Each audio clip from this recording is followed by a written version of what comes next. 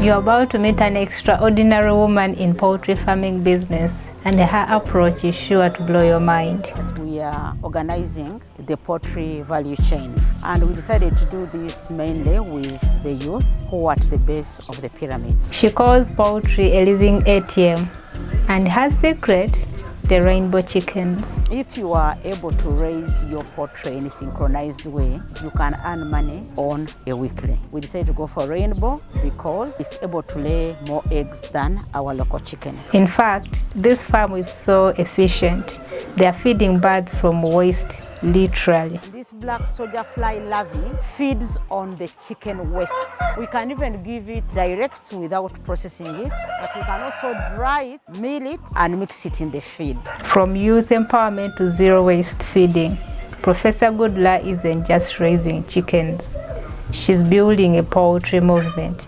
Let's find out how she's doing it. To start off, of all the things, doctor, you are an academician, you are, why poultry? The reason we chose poultry is that it doesn't require a lot of space. The kind of youth that we incubate here, when they go back and they want to practice, they need an enterprise that doesn't require a lot of space. Again, we are also targeting the market. Many people take an egg at least once a week, but we also know that there are hotels that serve eggs every day. Luckily, we also have the Rolex industry that is buying eggs for their business. So apart from the egg, we know that once this bird has matured, has given you your eggs, has become an off-layer, you can also sell it. But again, when we look at what we do here and also for our youth, we are into poultry that is green.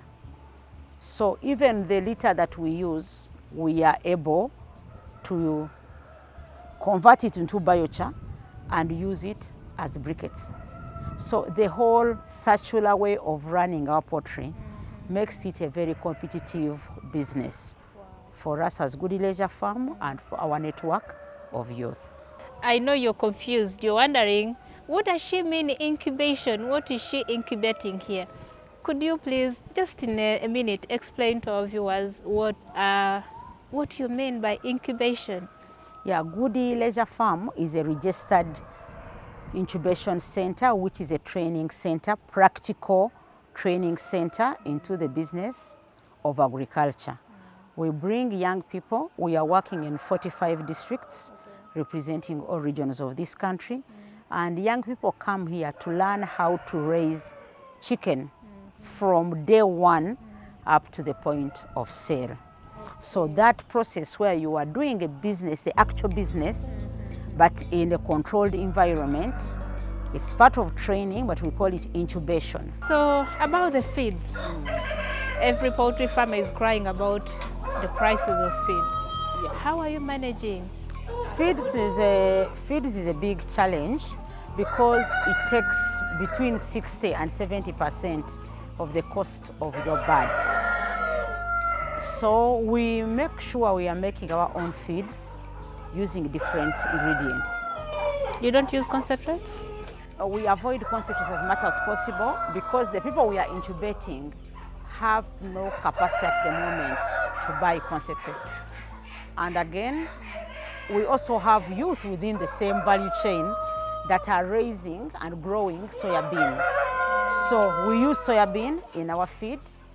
Then we also use the black soldier fly larvae. As a source of protein. As a source of protein and partly fat. And this black soldier fly larvae feeds on the chicken waste. Oh, interesting. Yes. So we are able to get the black soldier fly larvae and supplement it with the feed. We can even give it direct without processing it, but we can also dry it, mill it, and mix it in the feed. We are UNBS certified for our black soldier fly larvae. Then we also use water weeds. We use azora, duckweed, cariba weed, and water hyphens. We grow them on water. We have fish here, and we use the ponds to grow these weeds. But the youth out there can have a water body, even if it's the dirty water that you have used for washing your feeders or drinkers, you use it and you raise this. Then we also do what we call hydroponics. Here we are able to grow, germinate like maize, like barley, that we give to these birds to eat directly. Is it sustainable? Because I'm wondering, it looks like they eat a lot, the birds eat a lot. Is it in plenty? Yes, it is something. If you have the water body, it is something sustainable because it takes a very short time to rejuvenate. You harvest, you spend 2 days, you find that more has come back, which you don't find in maize. In maize, I'm waiting for 4 months to harvest from the same area. Yes. For the black soldier fly, as long as I have the waste to feed it on, and I have my flies that are making the eggs, I'll always have the black soldier fly. What kind of birds are being raised here? Yeah, Gudula Farm, although we are an incubation center where we train our youth on different species of birds, but as a farm and a network, we have over 100,000 youth who are involved in poultry farming. And our bird is the rainbow bird. Oh. However, we have tried all the other birds and we train on the same birds. Okay. We have trained on local chicken, but we found the local chicken having a very long lifespan that ties money of the young person. And when it comes to the number of eggs it lays, you cannot compare them with rainbow or a typical layer. We tried broiler. Broiler was very good for meat. In 6 weeks, you are selling and you go home very happy. The other issue was it's very sensitive. It's not something that can be resistant in environments where you can't control everything, control the feeds, control the temperature. And even the attendants. Yeah, even the attendants as well. So we decided, as we wait for the National Agricultural Research Organization to improve the indigenous chicken to become more competitive than rainbow, we decided to go for rainbow because its meat is tender, it grows very quickly, and it's able to lay more eggs than our local chicken. How is good and how is the poultry management going? It's a very good, interesting project that we are running, and we started from day one. We have the parent stock, we have those ones that lay eggs, and we still have those ones that supply meat. At the same time? At the same time. So we do brooding. We have several batches which are still in the brooder. You have seen those ones that we have already shifted to the rearing section, and we have the mature ones. You have also seen the parent stock. So management is very good, and we are doing it right. We are in the brooder. We are brooding these chicks you are seeing. Now we are in the 3rd week. 3rd week? Yes. So we are like to move to shift our birds to rearing place. How has it been so far?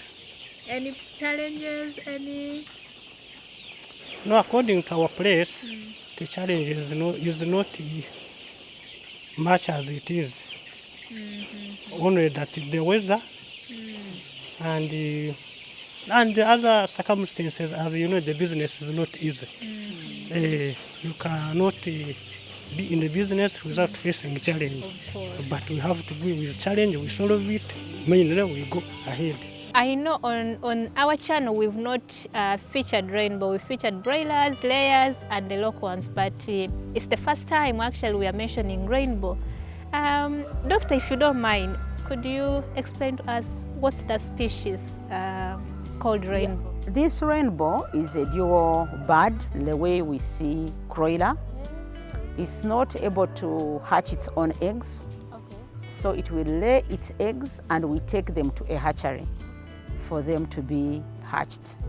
But again, the exciting thing about rainbow, it looks like our local chicken, but it has tender meat not the same meat as The local one. the local meat. So it's very easy to prepare. You know, we are also incubating youth who are into value addition, the youth that roast chicken, fry chicken on the streets.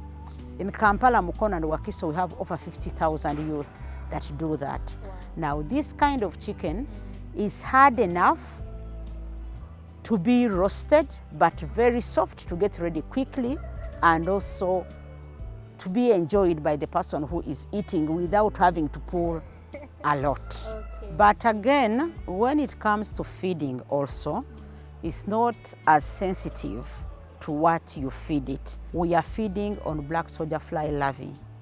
We are feeding on cornfray, Russian cornfray. We are feeding on coriander. We are feeding on moringa. So you can improvise within your circumstances. Yes, but that you can't do with broiler. So, doctor, these pens are empty. Yes, we first raise our young chicks in a brooder. Then we bring the young ones after they have gained enough feathers to persist in this kind of environment. How long do they spend there? Ours normally spend 1 month. As we move, you will notice that we've decided to maximize space. We have double storage pens, and the kind of youth that we incubate may have no capacity to have a lot of land. So with this kind of double storage pen, you enable youth to have more birds in one area. But again, you also notice that we have a lot of open air to allow the birds get fresh air, to allow the bad air to get out. So how old are these ones? These birds are already 6 months, and they have already started laying eggs. So you can see that we have different colors the way we have them in our local chicken. And this makes it very marketable when we are selling it in the market. There are those people who want to buy their chicken which is live. But this is an attractive color. It is? Yes.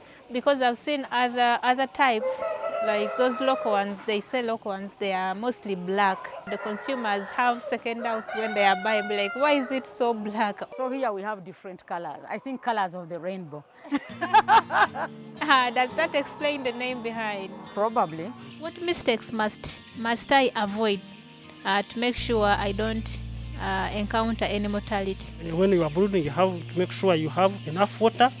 Then heat also is an important thing, because we have to be recording this heat, coldness. That is the most important thing you have to avoid. You have to make sure you have all these things. Okay. How many birds are you brooding now? Per now, this side I have 1,500. This side I have 1,700. That's a huge number. I'm saying these birds are very, very attractive. Before they reach the market, what kind of products do you make out of them? Now we have different products that we sell based on the market. There are customers who prefer to buy a whole bird. So we shall take it to them and that's it. But there are those who say, I want my bird dressed. When we dress it, then we get other parts like the head, we get also the feathers, and we get the feet. Okay. There is another customer for the heads and the feet.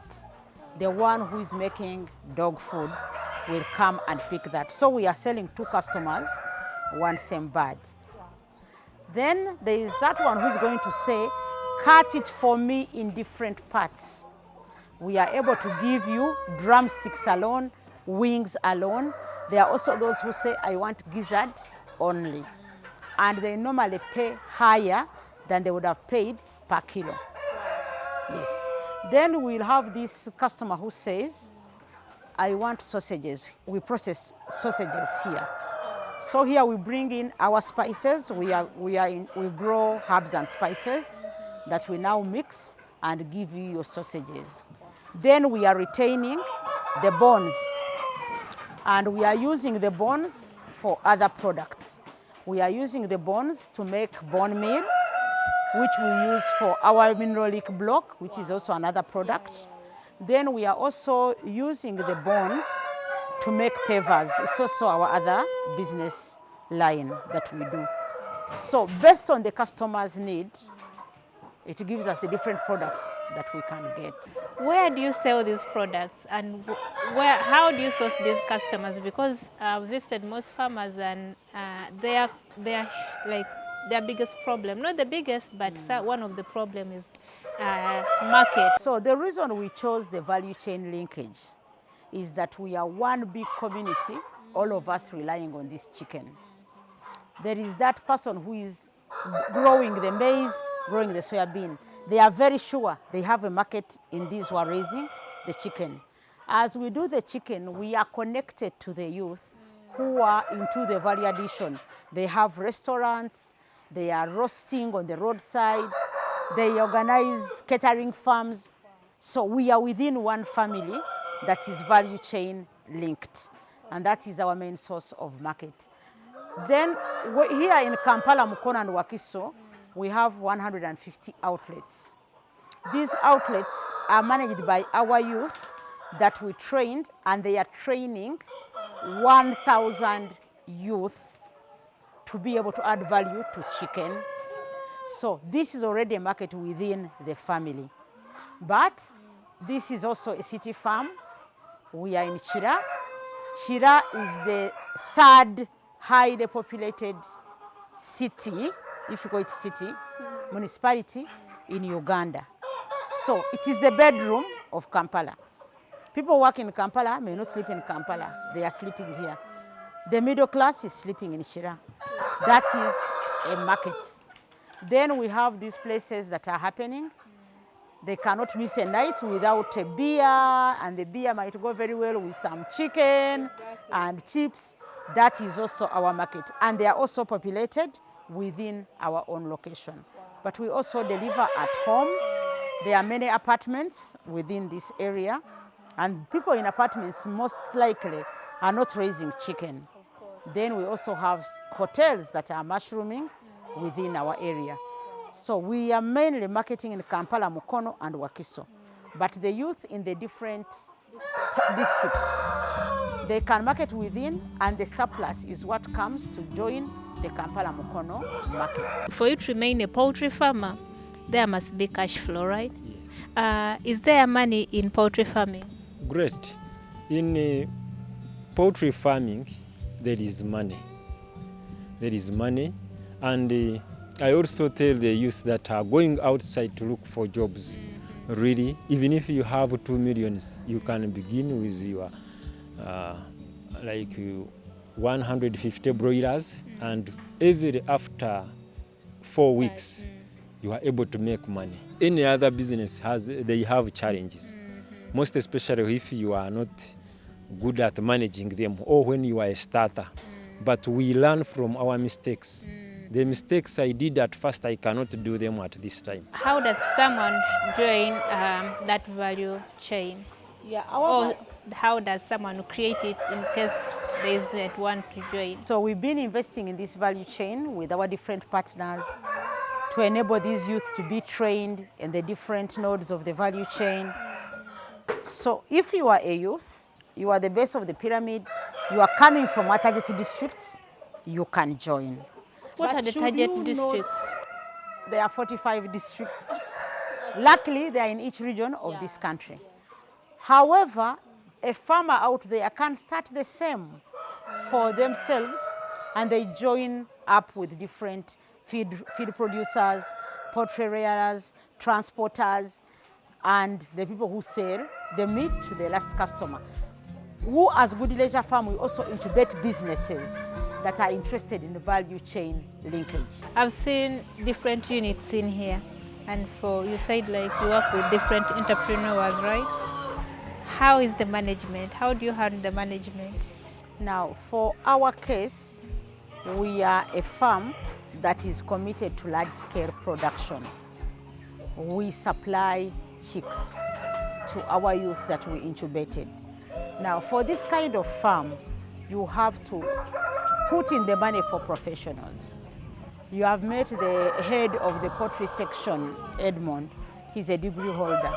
And we also have veterinary doctors who have to make sure that whatever we are doing is going on well. You may want to save on that cost, but you might pay more through losses. But for a small farm, it may be difficult for you to employ a veterinary doctor. That's why you have to concentrate on learning. You have to go to school. Even if you said, I'm leaving school to go into farming, but you need school knowledge to do your farming. How about if I'm just learning from online and all that? Yeah, you can also learn online, but learning from practitioners is very important in your own context. Yeah, there are things we do because we are in Uganda, but maybe they will not apply to those people in Kenya. I might tell you that go and use aloe vera, go and use mululuza, but maybe it won't be mululuza in that country. There are those that are context related. I'm seeing he's giving them the feeds. Did you make that feed here still? Yes, we have other entrepreneurs who are in charge of the feed. They mix the feed themselves. Could you be knowing what are the components of that kind of feed for these birds? So we always have the black soldier fly, we have maize bran, we have in a soybean meal, then we have the multivitamins, and mainly we are doing the powder of moringa leaves. Okay. Sometimes it's hard to believe that someone can really make a meal without the commercial feeds like the... But the commercial feeds also come from our natural things. But that's what the farmers don't know actually. Yeah, but of course the commercial feeds are prepared under very strict conditions of quality control. So I think the issue here is for us as farmers to also mind quality as we prepare our feeds. Yes, it's the same ingredients, but quality control. You will see if you use soybean and it's not roasted, you can inhibit the growth of your birds. So you need to have that science of knowing that I need to roast it before I need it. Yes.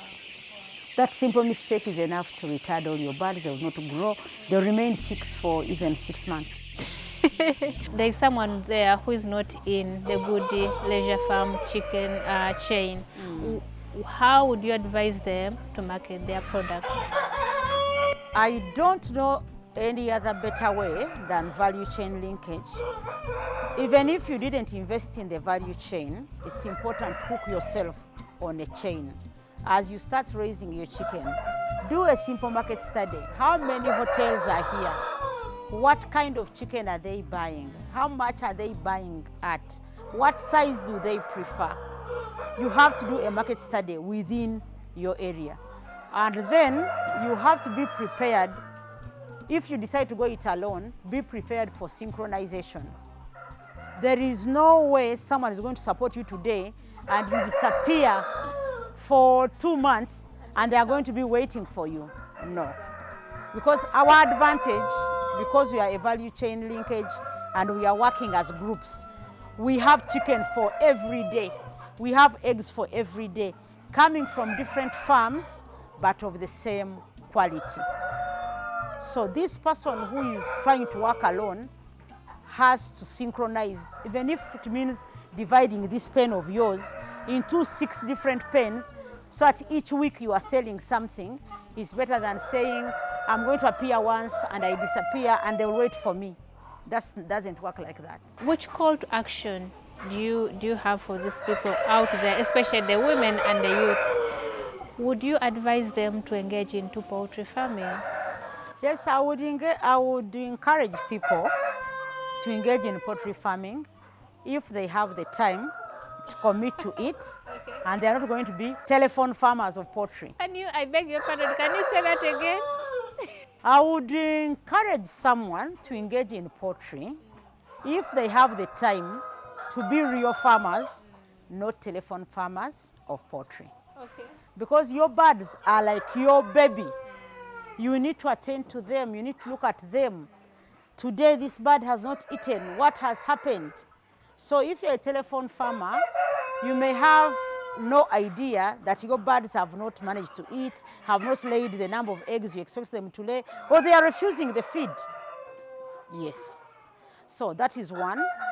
But again, you also have to follow their scientific principles. A basic one is your housing. What is the average number of birds per unit space? If you are saying broilers, no, let us calculate 5 per unit space. If you are thinking about birds that are laying, make that one a little bigger. Yes, now in that unit area, you might put like 3 or even 2 based on the size. So you cannot run away from science. You may not have gone to school to study poultry, but you can't run away from science. Then prepare for any eventuality. Birds can fall sick. They also fall sick. Have an idea of the basic diseases that birds can have. If you don't have the local options, have a vet that you can connect to where you can buy the drugs in time. Timing is very important. This is a very small animal. If you take too long to treat it, the sickness spreads faster in a small body. It's a baby. It's like your baby. Now, after you've done that, the feeding is very important, and especially avoiding aflatoxins, because aflatoxins negate everything. If your bird has aflatoxins, even if you are trying to put vaccines, they are finding a body which is already compromised. So you say, but I vaccinated for Newcastle, but your birds are getting Newcastle again because they are already compromised. But someone who has eaten well, who has enough body immunity, can fight a disease. You can even get Newcastle and you see it getting treated without you putting in a lot of effort because your birds were strong enough. So standard operating procedures apply. Who is entering your farm? You saw when you are entering, you had to step. We had to find out when did you last go to a poultry farm. Because an innocent visitor like you can wipe out our business. Yes, you can live here and our birds start coughing. Yeah, and there's no customer who wants a coughing bird. And we cannot hatch an egg from a coughing bird because that will go into that farm. Yeah, so SOPs are extremely very important. Your housing, the aeration. Do they get good temperature? There's enough. You don't smell. You are in a poultry farm, but you are not smelling. I can even eat from here. Yeah, you are not smelling. That's why we are standing here.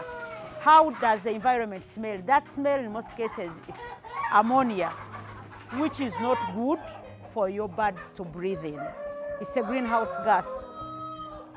Here we make our own indigenous microorganisms that we call IMO to ensure that we are taking away that smell. Oh, I've seen IMO on market. Does it come from here? No, ours is called Ogafume. We are also selling it from within our network because those are a few things that can make your poultry not give you the money it's supposed to give. But again, knowing the market beforehand so that you don't start looking very surprised when the birds are ready. The eggs are ready. I don't know where to take the eggs. But you had all this time. Birds start laying after 4.5 months. You had all that time to start knowing who will buy the eggs. Why are you looking so surprised that the egg has appeared? You are not surprising anyone except your pockets. There you have it. About poultry, which is happening at Good Leisure Farm. Imagine being in a leisure farm, but you're also learning something that will better your life. Okay, until next time, bye.